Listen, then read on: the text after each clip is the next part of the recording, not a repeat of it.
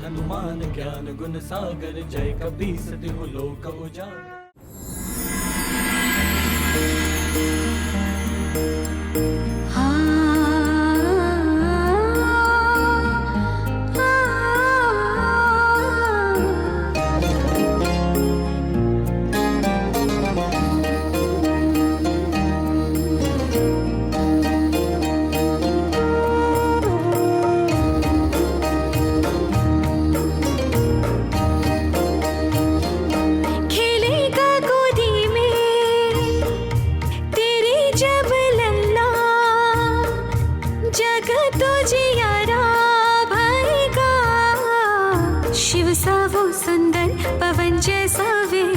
जग केसरी नंदन कहेगा, जग केसरी नंदन कहेगा, जग केसरी नंदन कहेगा, जग केसरी नंदन कहेगा।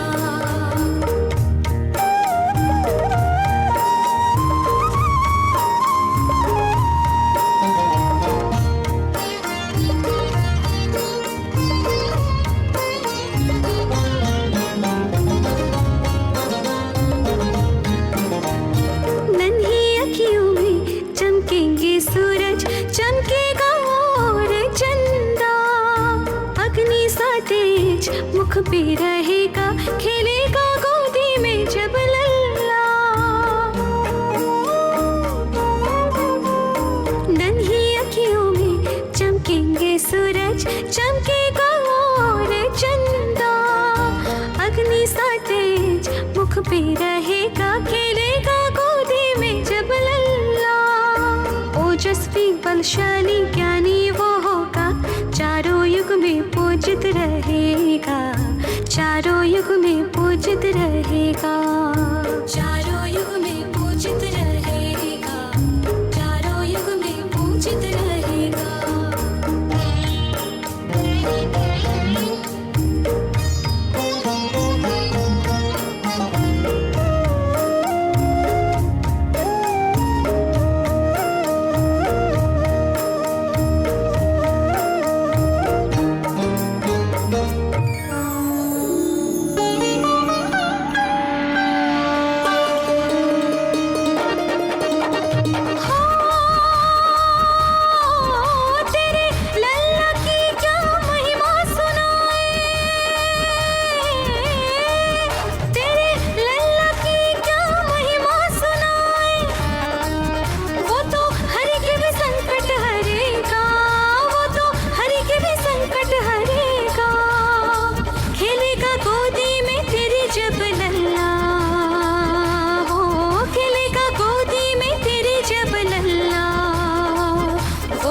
जगो जियारा भयेगा, वो तो जगो जियारा भयेगा, जगो जियारा भयेगा, वो तो जगो जियारा भयेगा।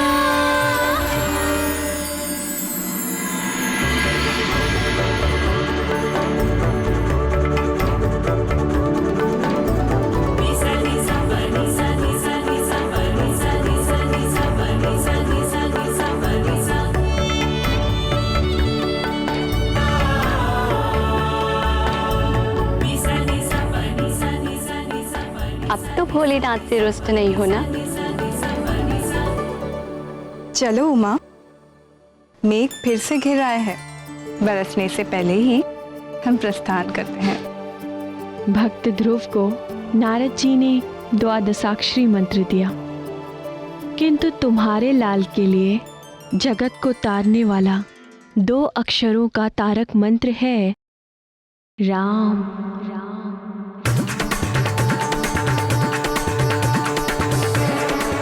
राम राम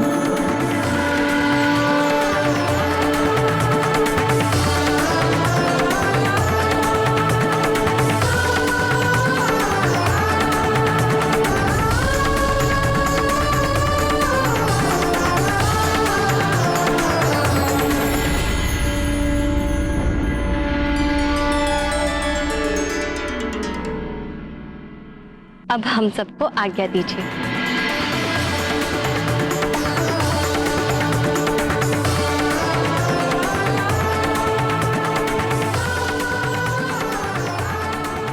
हे नटवर नागर, हमारी उत्सुकता और ना बढ़ाइए, आगे की कथा सुनाइए ना। हाँ श्याम सुंदर, बताइए ना आगे क्या हुआ। मेरे संकट मोचन का जन्म होता, इसके पहले ही उनके प्राणों को संकट में डालने वाला एक शत्रु उपस्थित हो गया। अजन्मे शिशु का शत्रु? ऐसी नीचता किसने की नाथ? वानर राज केसरी के सुमेरु राज्य के समीप ही किष्किंधा पर्वत पर वानरों के राजा ऋक्षराज शासन करते थे। किशोर आयु के उनके 2 बड़े पराक्रमी पुत्र थे, बाली और सुग्रीव।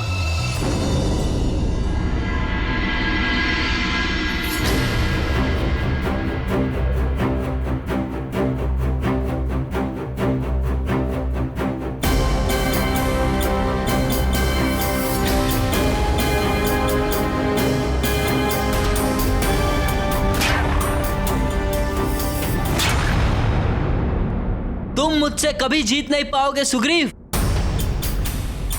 प्रयास करना ही खिलाड़ी का धर्म है बाली भैया, और मैं प्रयास करता रहूंगा।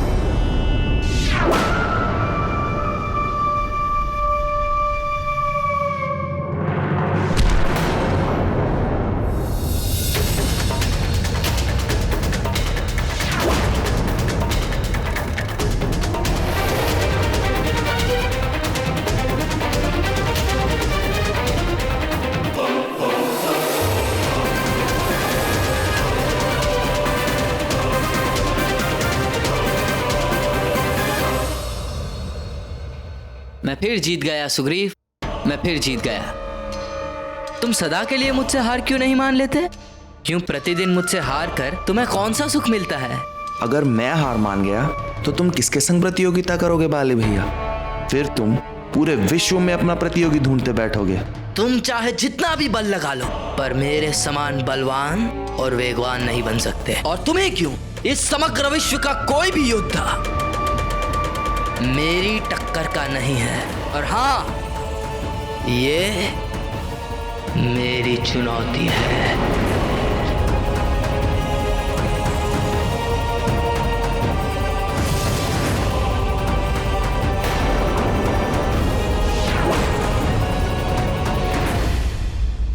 तो एक और चुनौती के लिए तैयार हो? तैयार हूं बाली भैया।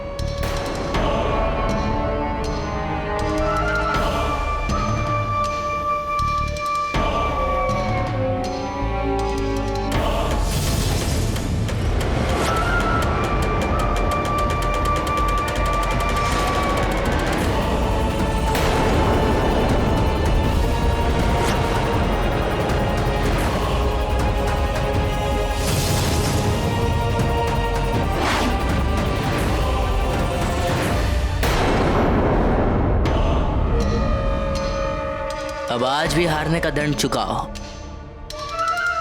जाओ, मेरे लिए केले लेके आओ। अभी लाता हूं भैया।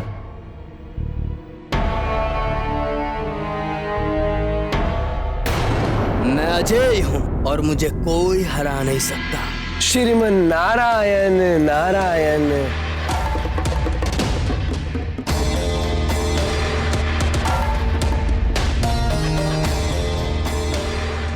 प्रणाम मुनिवर।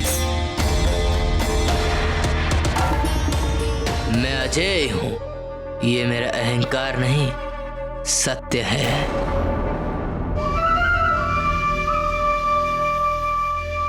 आज अजय हो, कल हो ना हो। ऐसा नहीं हो सकता। मेरा भाई सुग्रीव सूर्य समान तेजस्वी और बलशाही है, और जब वो मेरे तेज और बल का सामना करने में असमर्थ रहा तो और किसी का क्या सामर्थ्य। एक दिन ऐसा भी आ सकता है कि तुम्हें सुग्रीव से ही हारना पड़े।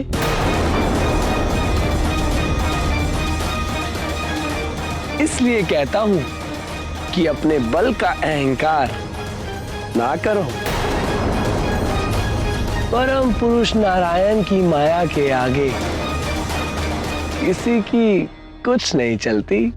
हे मुनिवर, क्या सचमुच ऐसा हो सकता है? हो सकता नहीं, ऐसा ही होगा।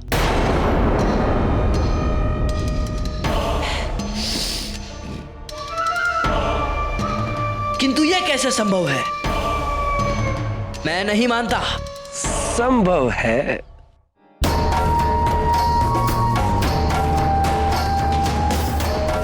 जब सुग्रीव को इस धरती के सबसे शक्तिशाली योद्धा का सहयोग मिलेगा तो तुम्हारी हार होकर रहेगी। सबसे शक्तिशाली योद्धा वो तो मैं हूं। ये तो तुम्हारा भ्रम है बाली। तुमसे भी शक्तिशाली योद्धा शीघ्र ही जन्म लेने वाला है।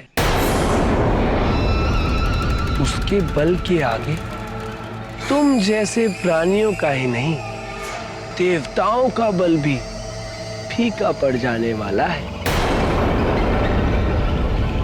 इसलिए सर्वश्रेष्ठ योद्धा होने का घमंड छोड़ दो वत्स। किंतु वो है कौन? सुमेरु के शासक वानर राज केसरी का होने वाला पुत्र।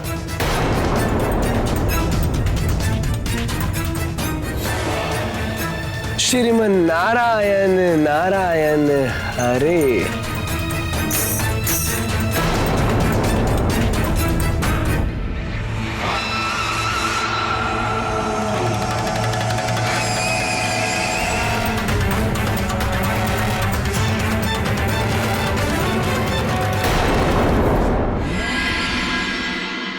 देवर्षि नारद जी की शिक्षा से उल्टे बाली के मन में शत्रुता का ऐसा बीज पड़ा जो बिना किसी विलंब के अंकुरित होकर कुकृत्य रूपी फल देने वाला पाप वृक्ष बन गया।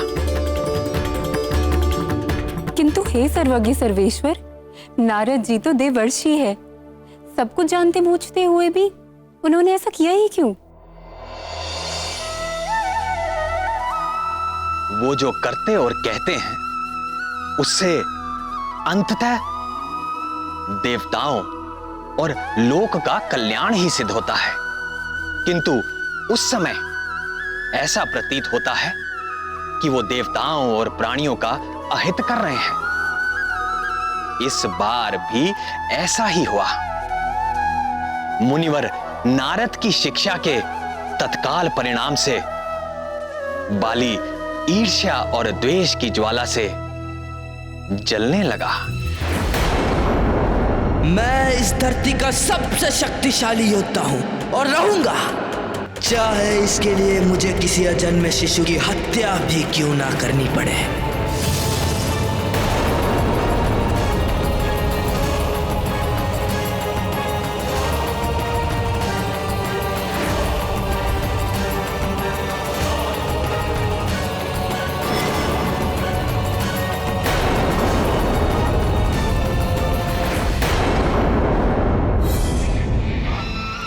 मुझे ऐसा रसायन चाहिए जिसे खाकर तत्काल मृत्यु हो जाए।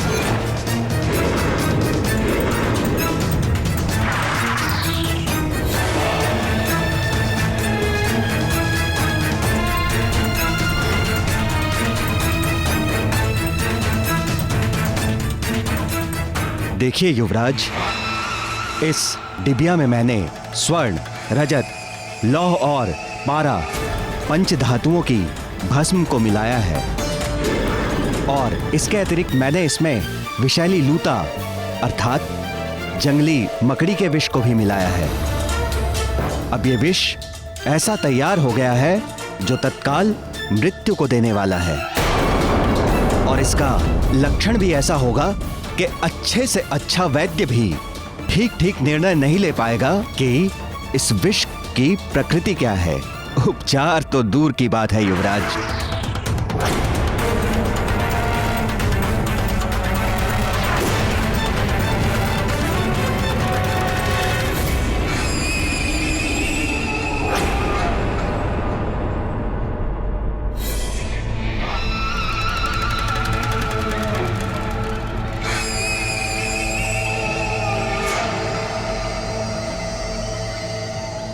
महारानी के लिए खीर बन गई, ठंडी होने के लिए रख दो। बाली अपने प्रतियोगी को जन्म लेने से पूर्व ही मार देने का हठ ठान चुका था।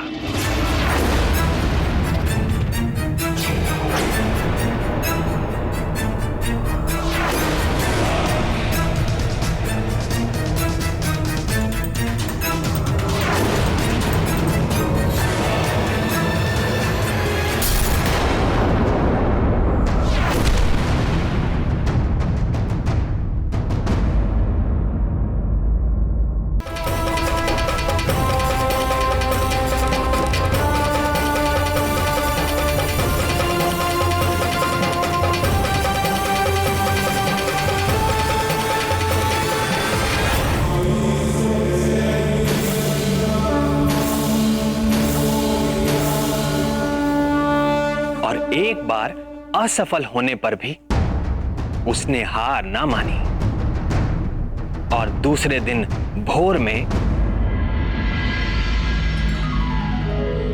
नमः शंभवाय च मयो भवाय च नमः शंकराय च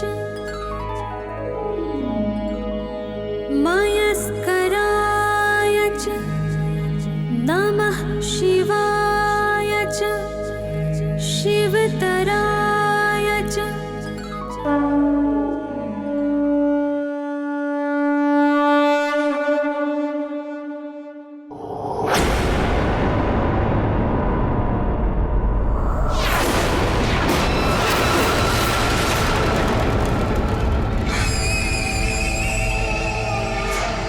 पुरोहित जी कहाँ चले गए आज?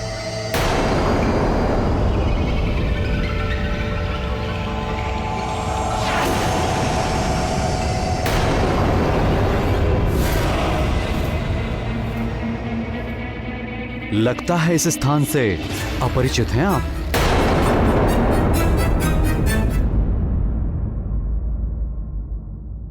भूल तो हुई है।